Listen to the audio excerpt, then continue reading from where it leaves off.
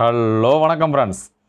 இன்றைக்கி நம்ம ஒரு சூப்பரான இன்ஃபர்மேஷன் பற்றி தான் பார்க்க போகிறோம். புதுசாக ரேஷன் கார்டு அப்ளை பண்ணுறதுக்கு உங்களுக்கு புதுசாக திருமணமாக இருந்தாலோ இல்லை வேறு எதுவும் பர்பஸுக்காகவோ புது ரேஷன் கார்டு தேவைப்பட்டதுன்னா அதுக்காக தான் இந்த வீடியோ.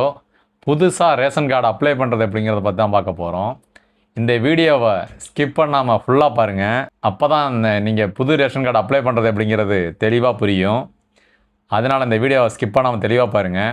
அதுக்கு முன்னாடி நம்ம சேனலை சப்ஸ்கிரைப் பண்ணாதவங்க கீழே இருக்க சப்ஸ்கிரைப் பண்ண கிளிக் பண்ணி சப்ஸ்கிரைப் பண்ணிங்க. பக்கத்துலேயே இருக்க பெல் ஐக்கானையும் கிளிக் பண்ணி ஆள்னு கொடுத்துக்கிட்டீங்கன்னா நம்ம போடுற எல்லா வீடியோவும் உங்கள் நோட்டிஃபிகேஷனாக வரும். முதல்ல கூகுள் குரோம் ஓப்பன் பண்ணிக்கிறோம். கூகுள் குரோம் ஓப்பன் பண்ணிக்கிட்டு கூகுளில் போய் TNPDS அப்படின்னு கொடுத்துக்கிறோம். என்டர் பண்ணிங்கன்னா ஃபஸ்ட்டு இருக்க பாருங்கள் TNPDS, அதை கிளிக் பண்ணிக்கிங்க. புதிய மின்னணு அட்டை விண்ணப்பிக்கன்னு இருக்கு பாருங்கள், அதை கிளிக் பண்ணிக்கிங்க. கிளிக் பண்ணிங்கன்னா இது மாதிரி ஒரு பேஜ் ஓப்பன் ஆகும். இதில் போய் ஃபஸ்ட்டு உங்கள் ஃபேமிலி ஹெட்டு, அதாவது உங்கள் வீட்டில் யார் ஃபேமிலி ஹெட்டோ குடும்ப தலைவர் யாரோ அவங்களோட பேரை போட்டுங்க. பெரும்பாலும் லேடிஸே போட்டுங்க, அதுதான் கரெக்டாக இருக்கும். இப்போ அவங்களுக்கு போய் மிஸ்ஸஸ்ன்னு கொடுத்துக்கிட்டு அவங்க பேர் என்னவோ அதை என்டர் பண்ணிக்கிறேன். என்டர் பண்ணிக்கிட்டு பக்கத்திலே பாருங்கள் அதே பேர் தமிழ்லையும் கேட்டிருக்கு.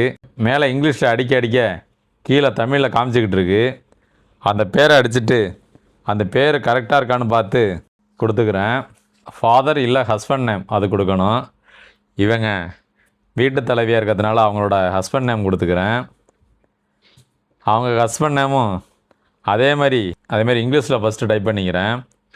அது பக்கத்துலேயே பார்த்தீங்கன்னா அவங்க பேர் தமிழில் கேட்டிருக்கு, அதையும் டைப் பண்ணிக்கிறேன். டைப் பண்ணிக்கிட்டு அடுத்து அட்ரஸ் லைன், அவங்க ஆதார் கார்டு பார்த்து அவங்க டோர் நம்பர் என்னவோ அதை ஃபஸ்ட்டு கொடுத்துக்கிறேன் அட்ரஸ் லைனில். அடுத்தது அவங்க என்ன தெருவோ அந்த தெருவை கொடுத்துக்கிறேன்.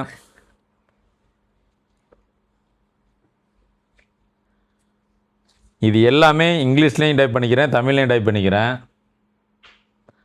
அடுத்தது அட்ரஸ் லைன் 3ல் அவங்க என்ன தாலுக்காவோ அந்த தாலுக்காவை கொடுத்துக்கிறேன்.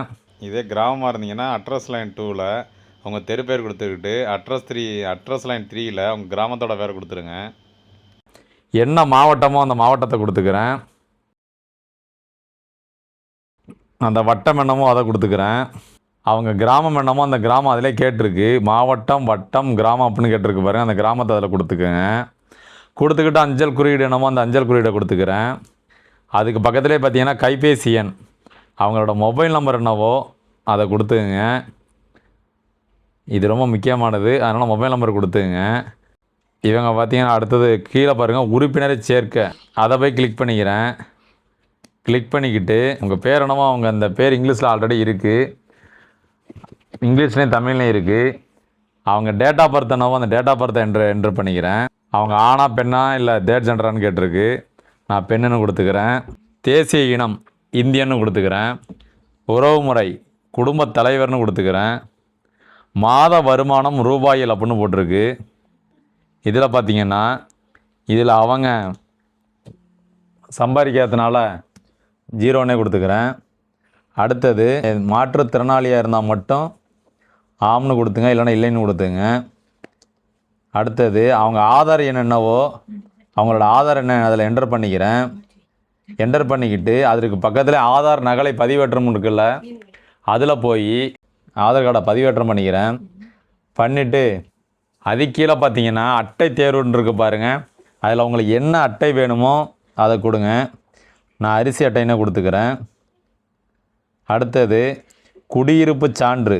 குடியிருப்பு சான்றுனா அவங்க எந்த வீட்டில் குடியிருக்காங்களோ அதோட வாடகை ஒப்பந்த பத்திரம், அப்படி இல்லைன்னா அந்த வீட்டோட டேக்ஸு, இது மாதிரி ஏதாச்சும் ஒன்று கொடுக்குற மாதிரி இருக்கும். அப்படிலாம் சிலிண்டர் பில் இது மாதிரி கொடுக்குற மாதிரி இருக்கும், அதை கொடுத்துக்கிறேன்.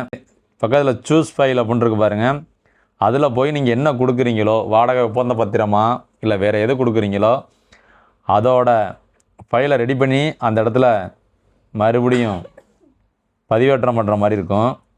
அதை போய் கிளிக் பண்ணி பதிவேற்றம் பண்ணிக்கிறேன். அவங்களோட ஃபோட்டோவை மேலே இருக்குது பாருங்கள், அதில் அவங்க என்ன சைஸ் கொடுத்துருக்காங்களோ அதே மாதிரி 5 MBக்குள்ளே பதிவு பண்ண போட்டிருக்கு. அதே மாதிரி ரெடி பண்ணி போட்டுக்கிறேன். உறுப்பினர் விவரம் சேமி அப்படிங்கிறத கொடுத்துக்கிறேன். உறுப்பினரை சேர்க்க அப்படின்னு மறுபடியும் கொடுத்துக்கிறேன். அவங்களோட ஹஸ்பண்ட் நேம் என்னவோ அந்த நேமை அதில் என்டர் பண்ணிக்கிறேன். அதை இங்கிலீஷில் என்டர் பண்ணிவிட்டு பக்கத்தில் தமிழில் என்டர் பண்ணிக்கிறேன். அவங்களோட டேட் ஆஃப் பர்த் என்னவோ அந்த டேட் ஆஃப் பர்த் என்டர் பண்ணிக்கிறேன். அவங்க பாலினம் என்ன பாலினமோ அதை கொடுத்துங்க, ஆண்னு கொடுத்துக்கிறேன். தேசிய இனம் இந்தியன்னு கொடுத்துங்க. உறவு முறை அப்ளை பண்ணுறாங்கல்ல அவங்களுக்கு என்ன உறவு முறை, அவங்களோட ஹஸ்பண்ட், அதனால் கணவர்னு கொடுத்துக்கிறேன். மாத வருமானம் அவங்க இன்கம் சர்டிஃபிகேட் தான் இன்கம் சர்டிஃபிகேட் கொடுத்துங்க. இல்லைன்னா நீங்களும் ஒரு தோராயமாக கொடுத்துக்கலாம். நான் ஒரு 5000 கொடுத்துக்கிறேன். அடுத்தது மற்ற ஆவணங்கள், அவங்களோட ஆவணம் ஒன்றும் வைக்கிற மாதிரி இருக்கும். அதில் அவங்களோட ஆதார் கார்டை வச்சிங்க. நான் மற்ற ஆவணங்களை போய் செலக்ட் பண்ணிவிட்டு அதில் ஆதார் கார்டுன்னு கொடுத்துக்கிறேன். இப்போ சூஸ் ஃபைலில் போய் செலக்ட் பண்ணி ஆல்ரெடி நான் பதிவேற்றம் பண்ணியிருக்கேன். இப்போ அவங்களோட ஆதார் எண் என்னவோ அந்த ஆதார் எண்ணை 12 டிஜிட் ஆதார் எண்ணை அதில் கொடுத்துக்கிறேன். நீங்கள் அவங்களோட 12 டிஜிட் ஆதார் எண்ணை அதை கொடுத்துங்க. உறுப்பினர் விவரம் சேமி அப்படின்னு இருக்கு பாருங்கள், அதை கிளிக் பண்ணிக்கிறேன். கிளிக் பண்ணிங்கன்னா இப்போ அவங்களோட பேரும் கீழே சேர்ந்துருச்சு, அவங்க ஒய்ஃப் பேர் கீழே அவங்க ஹஸ்பண்ட் பேரும் சேர்ந்துருச்சு.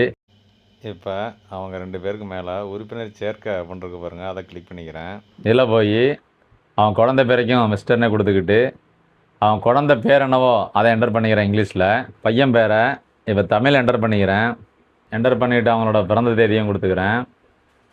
பாலினம் என்ன பாலினமாக கொடுத்துக்கிறேன், அந்த பையங்கிறதுனால ஆண்னு கொடுத்துக்கிறேன். அடுத்து தேசிய இனம் இந்தியன்னு கொடுத்துக்கிறேன். இப்போ பார்த்தீங்கன்னா அவங்க அப்ளை பண்ணுறவங்களுக்கு என்ன உறவு முறை மகன்னு கொடுத்துக்கிறேன். இவங்க இதில் எல்லாத்தினால சம்பளம் போட வேண்டியதில்லை. அதேமாரி அவங்களோட ஆதார் அட்டை மற்ற ஆவணங்களில் போய் ஆதார் அட்டை அப்படின்னு கொடுத்துக்கிறேன். அவங்களோட ஆதார் கார்டை பதிவேற்றம் பண்ணிவிட்டு அவங்களோட ஆதார் எண்ணை என்டர் பண்ணிக்கிறேன். உறுப்பினர் விவரம் சேமி அப்படின்னு இருக்கு பாருங்கள், அதை கொடுத்துக்கிறேன். கொடுத்தோன்னா இப்போ பார்த்திங்கன்னா இவங்களோட பேரும் அந்த உறுப்பினரோட போய் சேர்ந்துருச்சு. இப்போ அவங்க 3 பேரும் கரெக்டாக இருக்கான்னு ஒரு வாட்டி செக் பண்ணிக்கிங்க.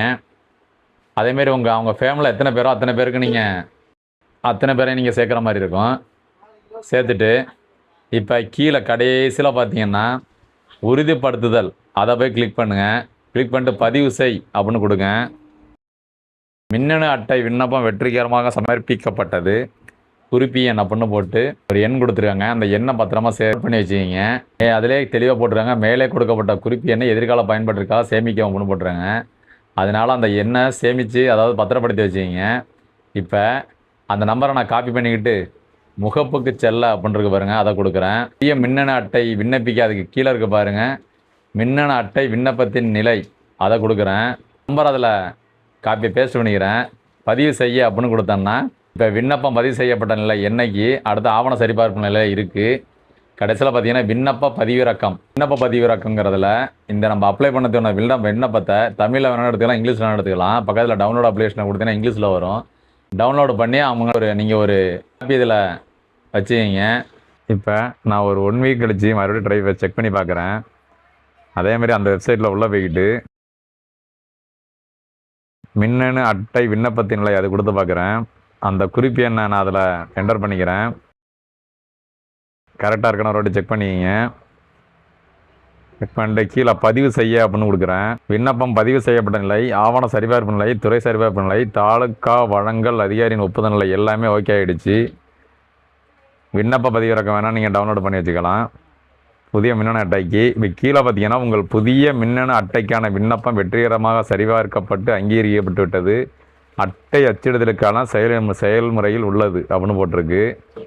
மாவட்ட வழங்கல் அலுவலர் பெயர் யார் டிஎஸ்ஓ எந்த டிஎஸ்ஓன்னு போட்டிருக்கு. கடைக்காரன் பெயர் போட்டு கடைக்காரர் ஃபோன் நம்பர் வரையுமே உங்களுக்கு கொடுத்துட்டாங்க.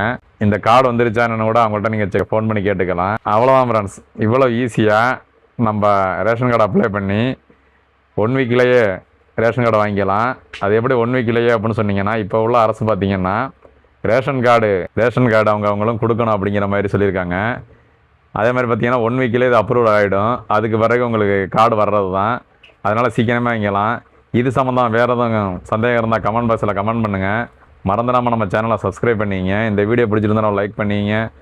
Okay friends, thank you.